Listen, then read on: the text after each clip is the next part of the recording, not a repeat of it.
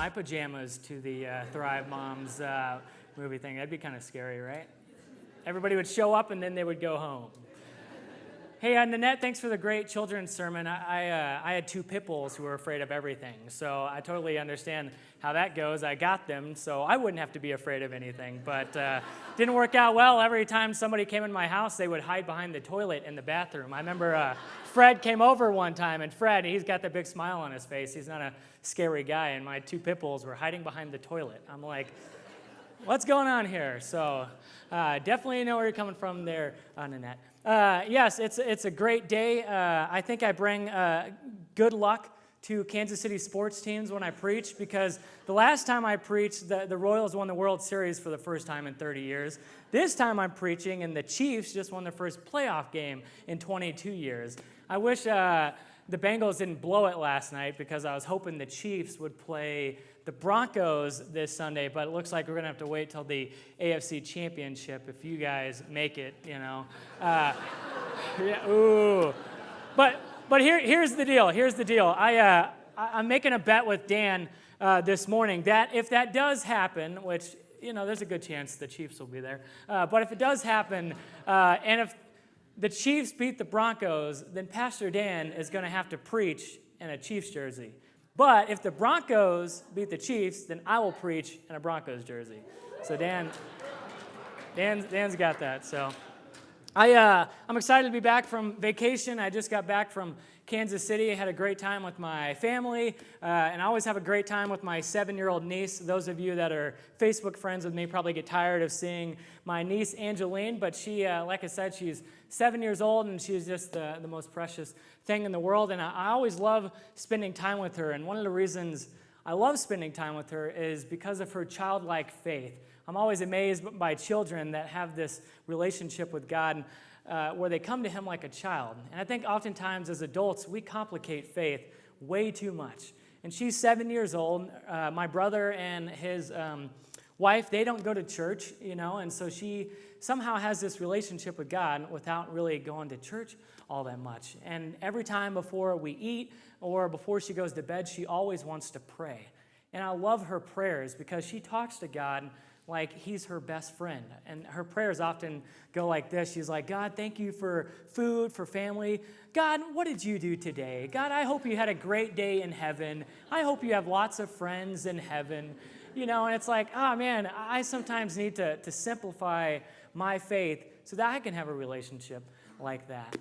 And I think all of us, should be encouraged by that. So that's Angeline there for you. I'm excited this Sunday, we're continuing our All In sermon series. It's going all in for Jesus, making a decision that could totally change the rest of your life. And this morning, I'm going to be focusing on Peter walking on water. And it's always great when I can preach on one of the Bible stories that I have tattooed on my arms where I actually get to prepare for it. Because oftentimes I go to foreign countries like Haiti and Mexico and Ecuador, and I get asked to preach like 5 minutes before. So in those moments, I'm like, thank God I have Bible stories tattooed all over me. And I did prepare for this sermon. So so as I was writing this sermon, and anytime I write a sermon, I like to have an end goal. I like to have something where I hope that if I preach it, you know, you'll leave with something and be challenged with something.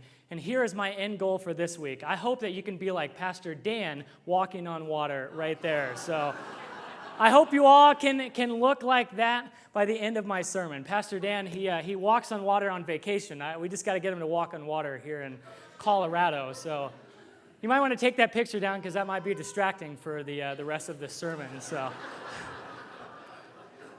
you could be a model, Dan. I'm going to start my sermon. So I was looking on a website, and this website, they investigate urban legends. And so this conversation actually happened between an FBI agent and a pizza delivery man. And so there was a bunch of FBI agents in 1993 at a psychiatric hospital in San Diego. And they were doing an investigation on medical insurance fraud. And they'd been working all day, and they got really hungry. And so one of the agents was like, I'm going to call and order us a bunch of pizzas. And this is how their conversation went. The agent calls, "Hello, I would like to order 19 large pizzas and 67 cans of soda." The pizza man, "And where would you like them delivered?" "We're over at the psychiatric hospital." "The psychiatric hospital?" The agent, "Yep, that's right. I'm an FBI agent." "You're an FBI agent?" "Yep, that's correct. Just about everybody here is." "And you're at the psychiatric hospital?" "Yep, that's correct. Make sure you don't go through the front doors. We have them locked. You'll have to go around to the back service entrance to deliver the pizzas." "And you say you're all FBI agents?" "Yep, that's right. How soon can you have them here?" "And everyone at the psychiatric hospital is an FBI agent?" "Yep, that's right. We've been here all day and we're starving." "Well, exactly how are you going to pay for this?" "Well, I have my checkbook here." "And you're all FBI agents?" "That's right. Everybody here is an FBI agent. And can you remember to bring the pizzas and sodas to the service entrance in the rear? We have the front doors locked." Pizza man says, "I don't think so," and he hangs up the phone. You see, we oftentimes in life miss out on great opportunities. We miss out on great opportunities because we're unwilling to take a step of faith. And in our scripture reading today, we read about Peter who was ready to step out of the boat, who was ready to go all in with his life. And Peter, he had to make a decision. He was given the choice of leaving the safety and the comfort of the boat for the unimaginable call to walk on water. But the first step was going to be the hardest one.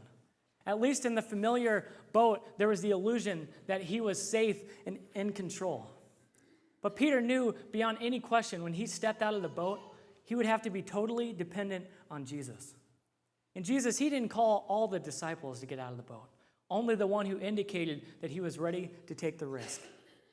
You see, I believe that Jesus will let all of us stay in our comfort zones. If we want to stay in our comfort zones, I believe Jesus will let us do that. But if that's what we want, we will never be able to walk on water. Are you too comfortable with where you're at in your life right now? If that's where you're at in your life right now, Jesus is waiting to call you to extraordinary things if you are ready to take the risk. One of the things that I find fascinating about this story is how quickly we are to criticize Peter. Right? We read this entire story and we think, geez, Peter blew it again. He took his eyes off Jesus and he began to sink and drown. But instead of looking at the negative aspect of this story, let's dwell on the positive. I mean, after all, there was 11 other disciples who never decided to get out of the boat. And Peter may have had his doubts. But in the middle of the storm, at least he demonstrated his faith. At least he was willing to ask Jesus the impossible and was willing to respond in faith. When Jesus said to, he was willing to go for it. I believe that there are a lot of us here this morning that desire to see God do the impossible. Many of us, we want to be involved in that. We want Jesus to use us. But the problem is that we are still in the boat. And although the storms may be raging around us, we find it much safer to be in the boat than to be out walking on water.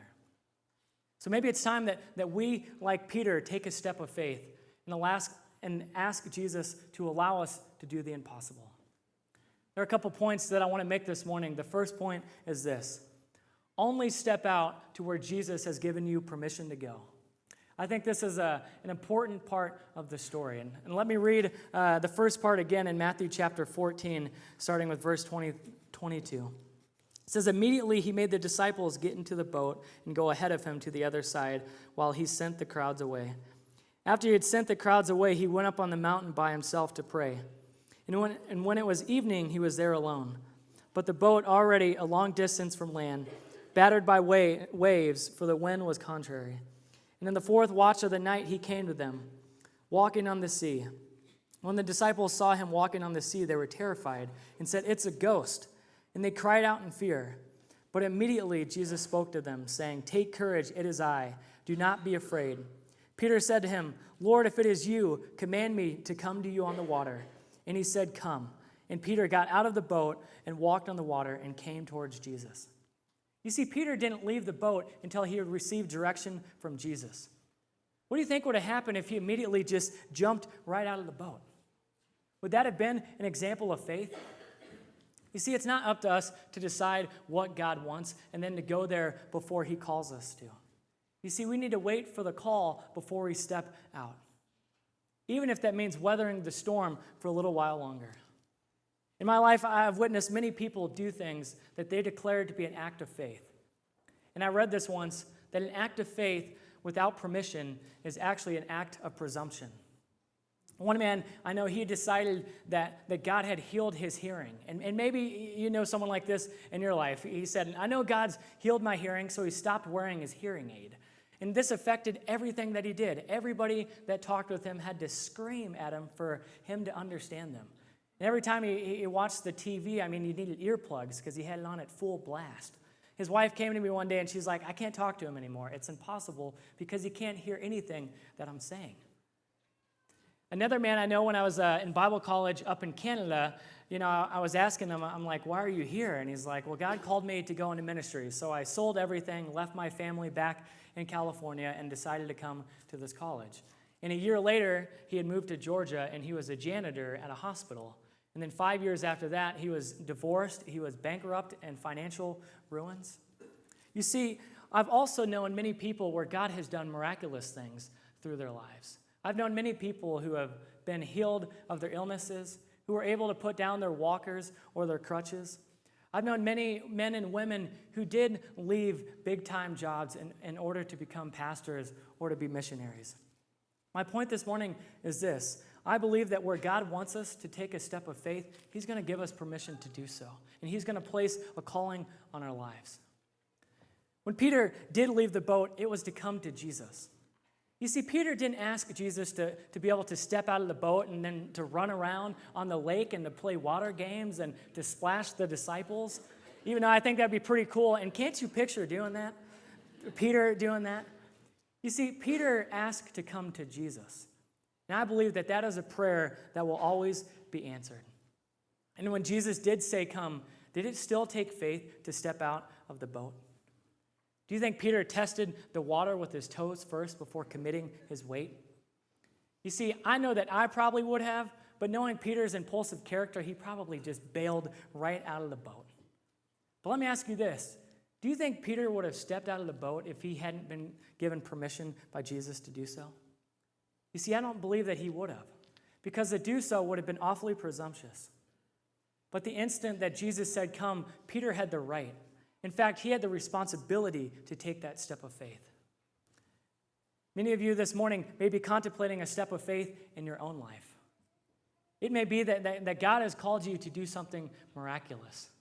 But it also may be that God has called you to do something rather mundane with your life. The point is that whatever God has called you to do, whatever you have been given permission to do, you have the responsibility to step out of the boat and to do it. It's called a step of faith. It's called going all in with your life. And I promise you this, when you make the decision to do that, it will change your life forever. The second point that I want to make this morning is after you venture out of the boat, keep going. Keep going no matter what is happening around you. This is the one area that Peter failed. He was in the middle of doing something that nobody in history had ever done before. Somehow Jesus had given him the power over nature to be able to do this. In the middle of the storm, Peter was making history. But suddenly something happened. Suddenly it occurred to him exactly what was going on, that he was defying nature. And in faith, at Jesus' command, he had stepped out of the boat. But suddenly he realized that what he was doing was impossible, and he began to doubt. You see, Peter had the faith to leave the boat. But when he took his eyes off Jesus, he became afraid and began to sink. That's why I believe that faith requires focus. As long as Peter stayed focused on Jesus, he was fine. But when he started to focus on the storm around him, that's when he started to fall. It's not life storms that cause us to fail. It's how we respond to them. That's why we need to focus on Jesus and not the storms in our lives. Like I said earlier, Peter was a pretty impulsive guy, right? He was always thinking and doing things without really thinking about it. He oftentimes put his foot in his mouth, right? But Peter had faith, and Peter was willing to take risks to be with Jesus. And yes, he messed up many of times, but he always tried again. And that's why I think that Peter, he's a great role model for all of us. Not because he was perfect, but because he was imperfect like each and every single one of us. You see, Peter loved Jesus, and he had faith in him. And when he fell short of the mark, he always got back up and tried again. Peter would rather be with Jesus out walking on water during the storm than to be without Jesus in the boat. I'm going to do a little science thing this morning. All the other services have been really smart and got this, but I asked half the staff members this week if they knew this, and half of them didn't. So this is might be more for the kids, and that's all right.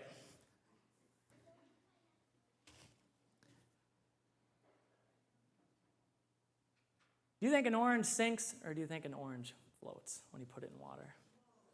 So yeah, you guys are smart too. Yep, it floats. And what if you peel away? Does it sink or does it float?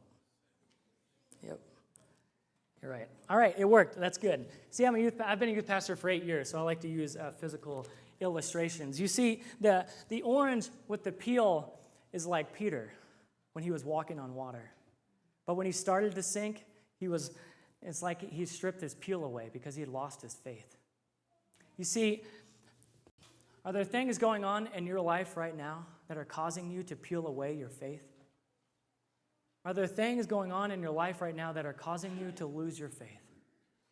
Maybe there are things that have happened in your life that have caused you to peel away your faith.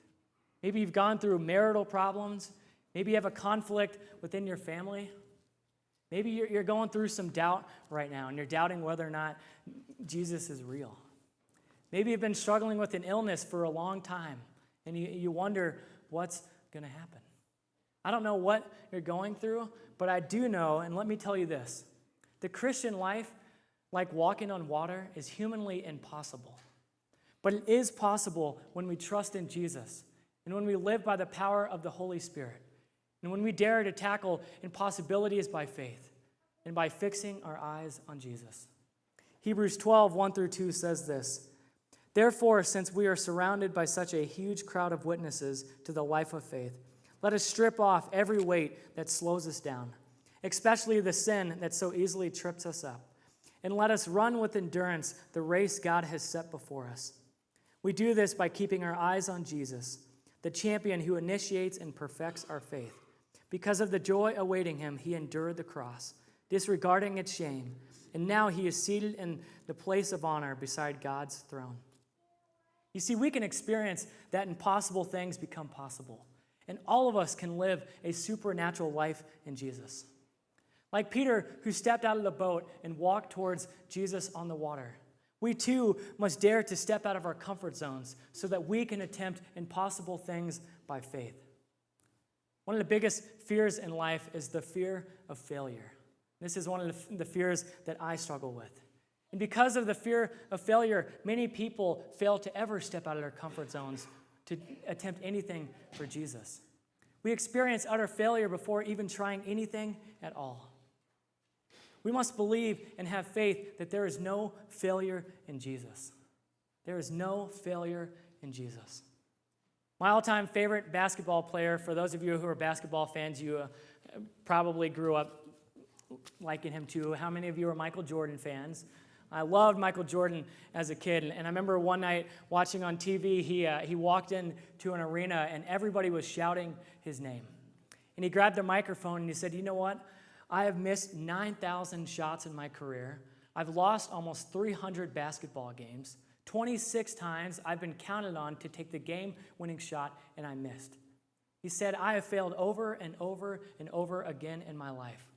But then he said, "You know what? I kept trying, and I never gave up. And that was the secret to my success." You see, Michael Jordan wasn't afraid of failure, and we shouldn't be either. I think the tragedy of this story is that the other 11 disciples never made an attempt to get out of the boat.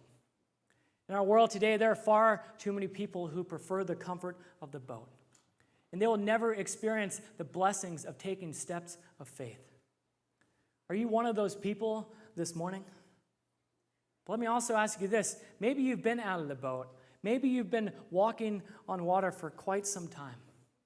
But maybe you've started to notice the winds and the waves. Maybe you've started to notice how distant you are from shore.